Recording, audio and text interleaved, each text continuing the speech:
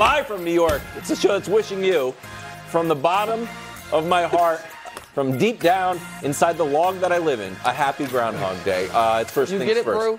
Yeah. He used to be the Punxsutawney Phil of football. Used to be till I took that. Yeah. Are you? No, you didn't. And first of all, we're battling about who's a fictitious football predicting.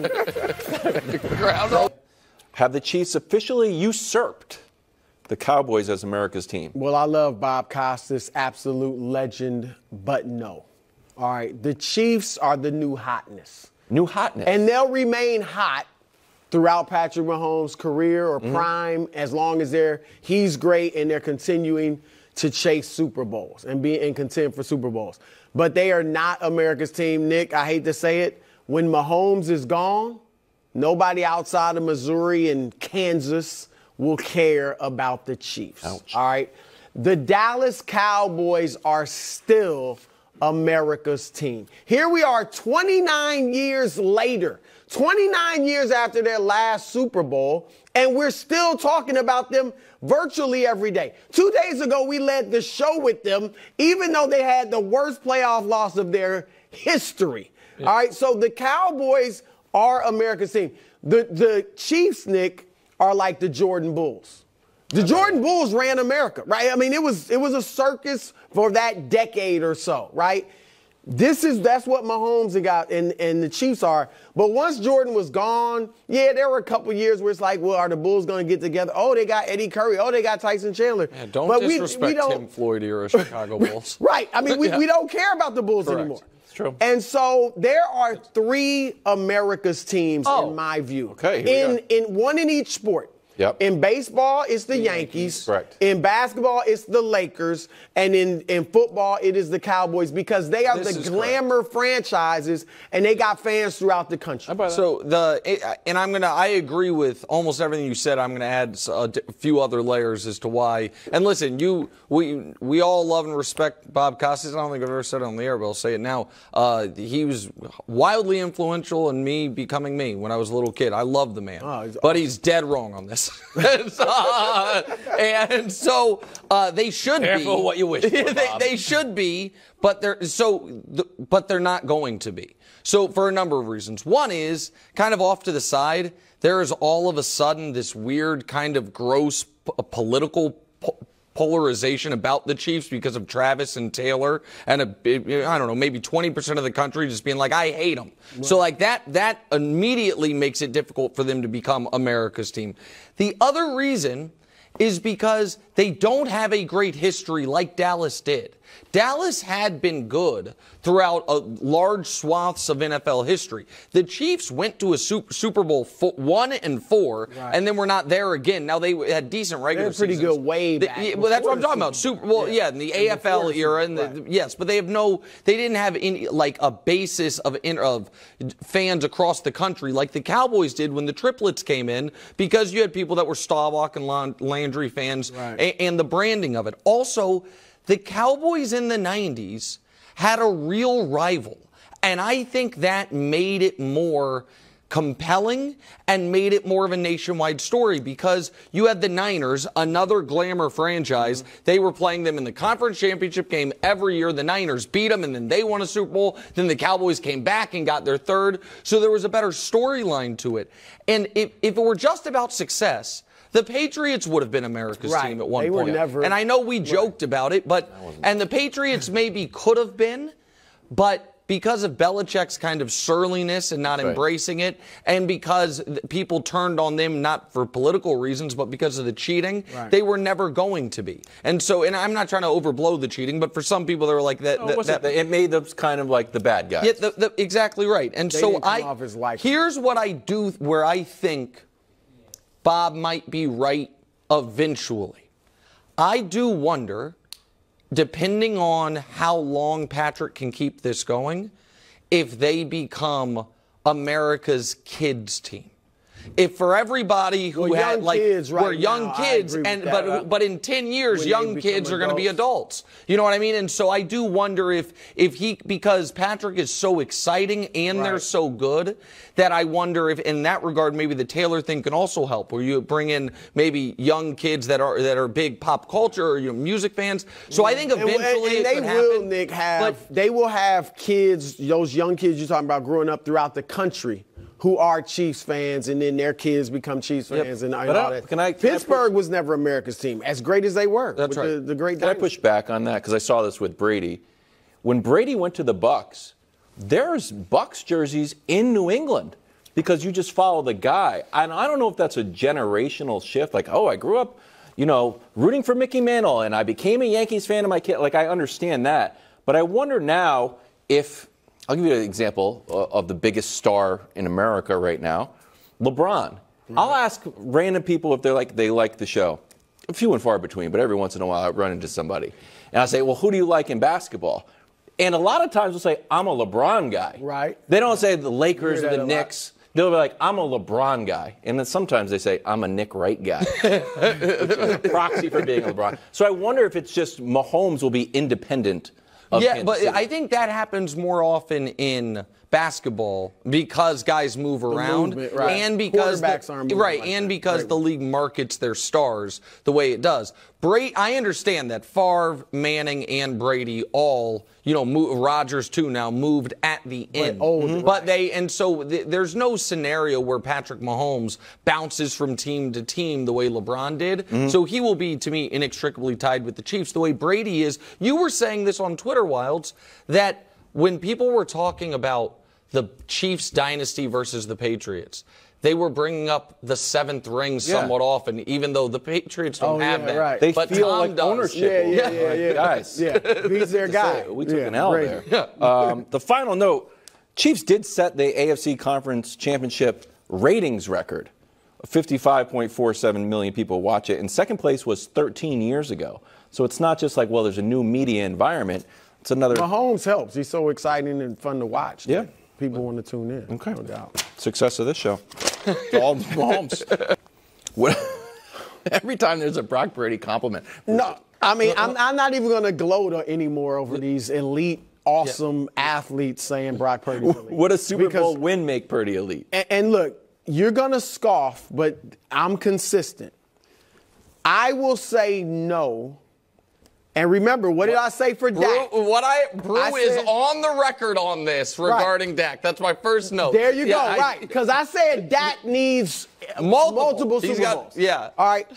And here's why I'm saying it. Because it's well nuanced. Done, Brew. He thought he was going to get me.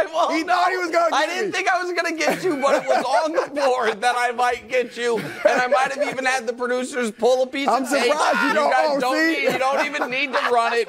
Brew covered his own bases. Go ahead. I knew it was coming. Go ahead. Nick, I believe when a guy is elite, when you're elite, virtually everybody agrees you're elite. Right? Like, it might not be a full 100%. But it's 90, mid-90s, something. It's the old Mad Dog test for are you a Hall of Famer? If you have to think about it, no. That's what Mad Dog Russo would always say. Like, if you have to think about it, no, you're not. But go ahead.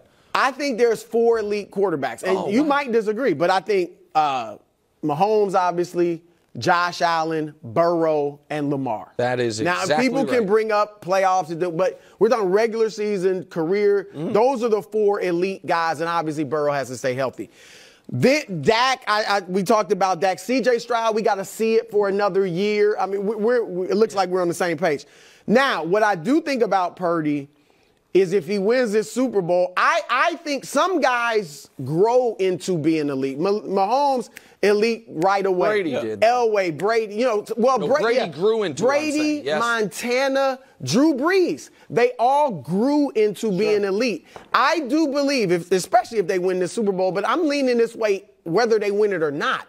I think Brock Purdy is going to grow into being elite to where 3, 4, or 5 years from now, he's just viewed as an elite guy. A top 5 quarterback in that vicinity. Because right now he's tier 2. I mean, if you have those guys with Mahomes, if you don't want to separate Mahomes.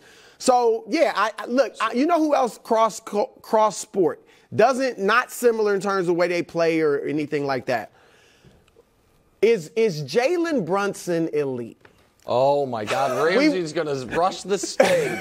We would say no.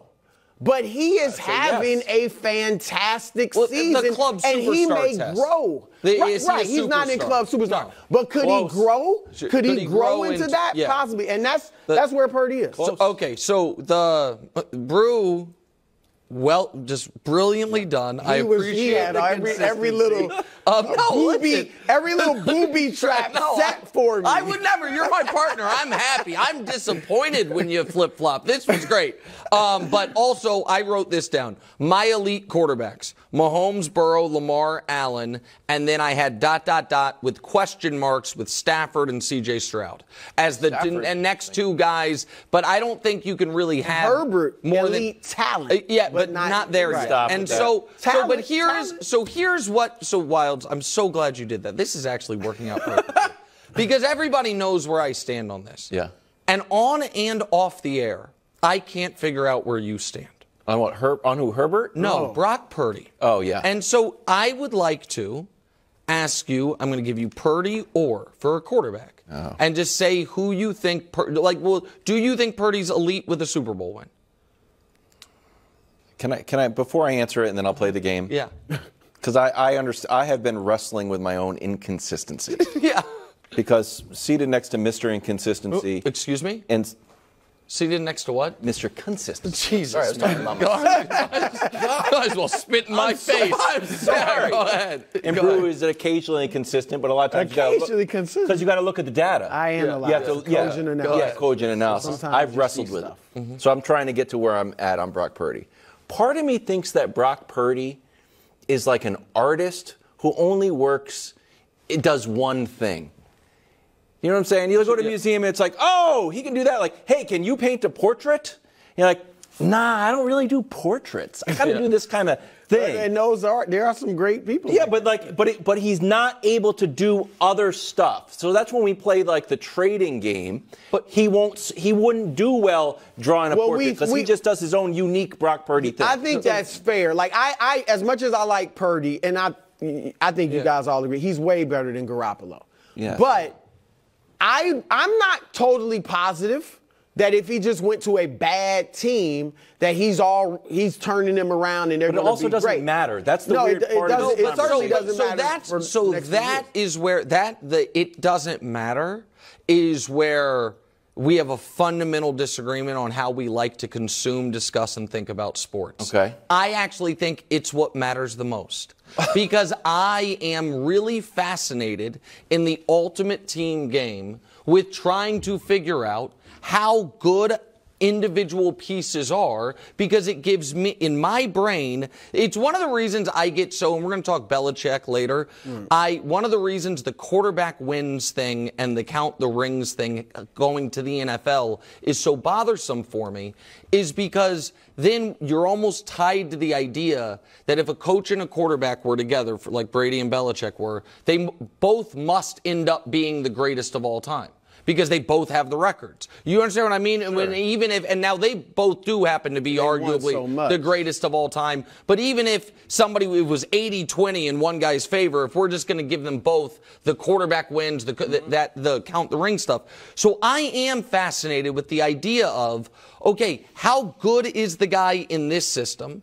But also, how good is he independent of it? How good would someone else be in this system? A guy, you mentioned Justin Herbert. Yeah. I believe, to the marrow of my bones, that if Justin Herbert had played the last 5 years in San Francisco, that we might not be talking about it, the Chiefs being the team of the era, that it might be 2, or maybe the Niners would have been overwhelming in the NFC.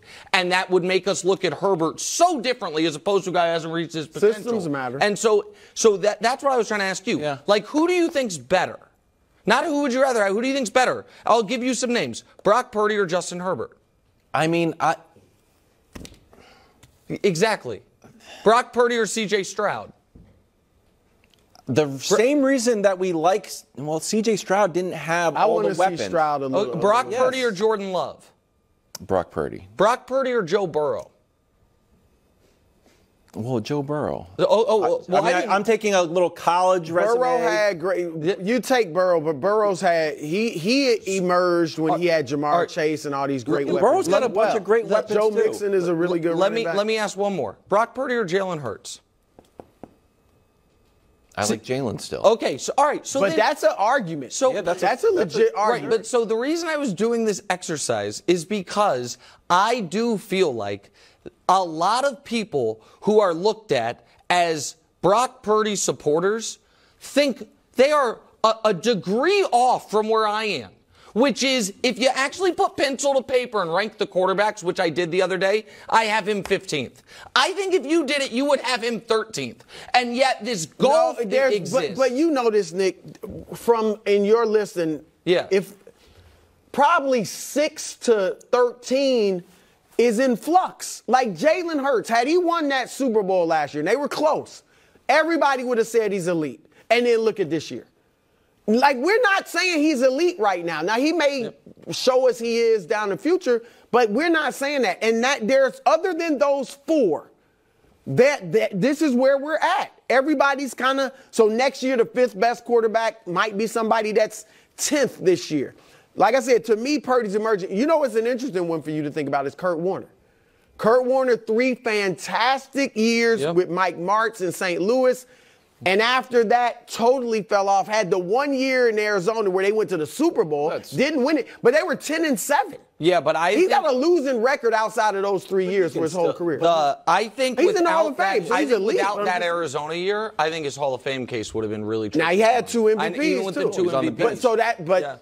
Okay, before you go crazy. I'm not going crazy. This is from Josh. The Chiefs O-line had 20 holding penalties in the regular season. Yes. Most in the NFL. Yeah, that's really? What is that? Just said, really? How many in the Super Bowl? Jed York's whining about 5 years later. Grow up, man. Whining about a non-call. And by the way, ask any of the internet refs, offensive linemen, penalty experts. That thing he's whining about from the Super Bowl 5 years ago was not a hold. But I also would like to take this opportunity to set the record straight on some things. Because the toxic cesspool that is the internet that turned this football season into people just being missed penalty hawks and this idea that, the fix has been in for Kansas City for years is nonsense. First of all, since Mahomes has gotten there, show me the data. There has not been a single year that the Chiefs were even above average in penalty yardage differential.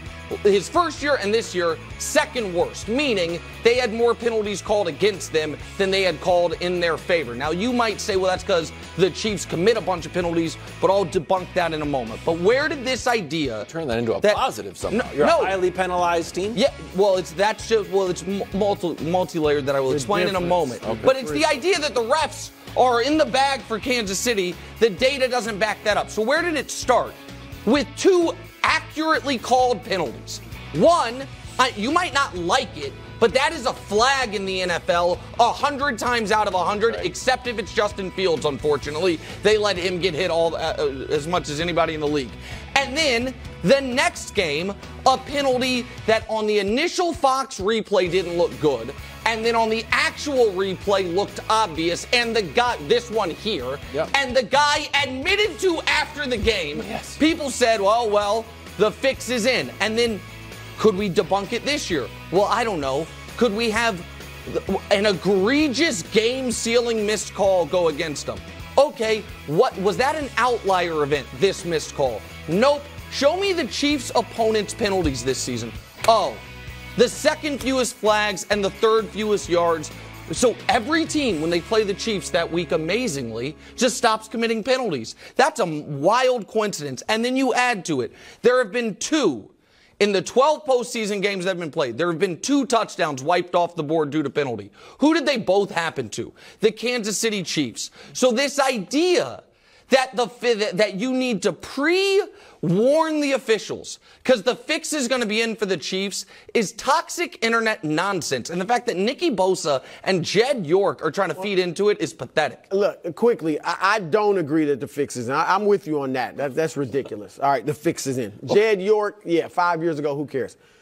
This is a fact, though, Nick. Jawan Taylor led the league in penalties. No doubt. He had 7 more penalties than the second nearest guy. All right. There are 4 guys that led the league in holding with 7. 2 of them are Chiefs, Jawan Taylor and Trey Smith. So, I mean, Nick Bosa, I don't mind him saying he's stating the fact. Jed York, and even if they're playing some gamesmanship, hey, Phil Jackson used to do it all the time. You know, put it in the referee's ears, make them think about it. But I'm with you. I don't think the fix is in, but they do hold. No, but when I say these 2 linemen on that right side hold. And by the way, Donovan Smith, the left tackle, historically has got a lot of holding penalties. He missed games this year. That part's true. But the idea that the Chiefs get every flag and every whistle, which is just rampant across the NFL universe, that idea, the facts don't back it up. Luckily, though, and most importantly, Dusty, the board, please. We now finally have some legitimate Niners on the board. Okay. So Jed York, I didn't even have this is Jed York, if you guys didn't know who he was. We just did a crying emoji, because give me a break, man. Grow up, Jed York. And then Nicky Bosa. I understand. So, Nicky Bosa, you're an excellent player. I get it. The crying about stuff from years ago I could do without. You're also on the board. Mm-hmm. Bobby Stroop, Mahomes' trainer, has already made sure Patrick's aware of all this, so don't you worry about it. There it is. 2 Niners, including team ownership, on the board. Pretty good. The board is looking great. A lot of eliminations. And now we got the Jed, Nick. Don't worry, some other people are coming. Pretty good. My guess would be Fred Warner will say something. Really? That's my guess. Huh. Oh, yeah. About Kelsey? Maybe. Really? Thanks for watching. Subscribe here to get more from the show and to check out clips from other shows on FS1.